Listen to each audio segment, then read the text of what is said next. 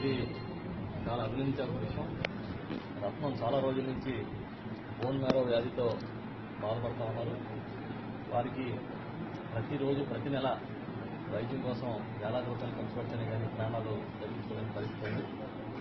అందరం కూడా సహాయం చేయాలి, ప్రతి ఒక్కరూ వారికి అండగా నిలబడాలనే ఆలోచనతో ఈ ఆంధ్ర కువైట్ జగన్ యువసేన ముందుకు వచ్చి 11,500 రూపాయల ఆర్థిక సహాయాన్ని అందించారు.